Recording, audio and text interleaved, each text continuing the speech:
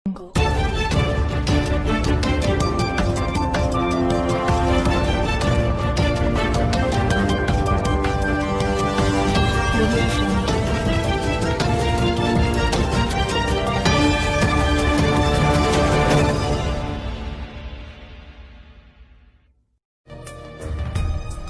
कहते हैं, अगर ज्ञानी की संख्या कम, मूर्खों की संख्या ज्यादा होगी तो मूर्ख लोग ज्ञानी पर शासन करने लगेंगे। मानो या ना मानो, लेकिन भारत है तो मूर्खों का, महामूर्खों का ही देश है।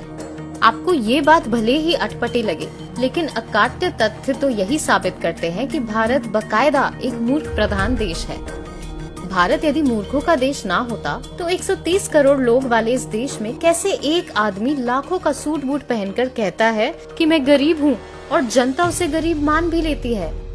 मोदी की एक ही जाति है, गरीब। भारत यदि मूर्खों का देश ना होता तो सीबीआई, ईडी, आईटी, एनआईए जैसे एजेंसियां जिस एक आदमी की कठपुतली है, वो आदमी कहता है मुझे सताया जा रहा है और लोग मान भी लेते हैं। भारत यदि मूर्खों का देश ना होता तो जिसके पास संसद में भरी बहुमत हो, जिसकी पार्टी 22 राज्यों में सत्ता में हो, वो कहे कि विपक्ष उसे संसद में काम नहीं करने दे रहा और लोग मान भी लेते हैं। भारत यदि मूर्खों का देश ना होता तो भ्रष्टाचार में जेल काट चुके लोगों को टिकट देकर भी कहता है कि मैं भ्रष्टाचार के खिलाफ लड़ रहा हूँ, लोग उसे भी सही मान लेते हैं। भारत यदि मूर्खों का देश ना होता तो जिसके शासन में सबसे ज्यादा भारतीय सैनिक शहीद हुए, वो कहता है कि दुश्मन उससे कांप रहा है। ये हमारा सिद्धांत है, हम घर में घुस के मारेंगे। भारत यदि मूर्खों का देश ना होता तो जिसके राज्य में सबसे ज्यादा किसानों ने आत्महत्या की हो, फिर भी वो कहता फिरे कि उसने किसानों को खुशहाल बनाया है और लोग मान भी लेते हैं। भारत यदि मूर्खों का देश ना होता तो जिसके राज में बलात्कार की वारदातें रोजाना नए कीर्तिमान बना रही हो, फिर भी वो कहता है उनका बेटी बचाओ अभियान सफल है और हम मान भी लेते हैं। बेटी बचाओ, बेटी पढ़ाओ।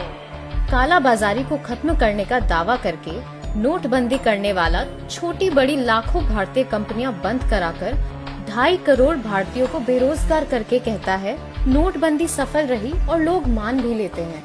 ये नोटबंदी लगी, ये सबको बाहर आना पड़ा और वही रुपये हैं जो आज इतना सारा काम हो रहा है। देश का प्रधानमंत्री कोरोना वायरस जैसी आपदा में सरकार की तरफ से की गई व्यवस्था के बारे में जानकारी देने की बजाय लोगों से ताली और थाली बजाने की अपील करता है और लोग अपनी छतें, बालकनी और गलियों में जुलूस लेकर निकल जाते हैं।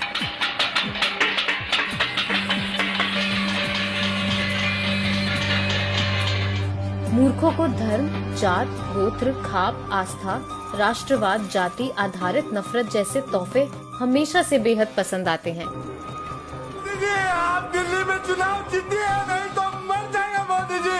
आप मेरी जान है मोदी जी, आपके बगैर नहीं जी सकते मोदी जी, नहीं जी सकते आप मोदी जी। शिक्षा, रोजगार, स्वास्थ्य सेवा जैसी बुनियादी जरूरत मूर्खों को नहीं दिखाई देती। वाह मोदी जी, वाह वाह।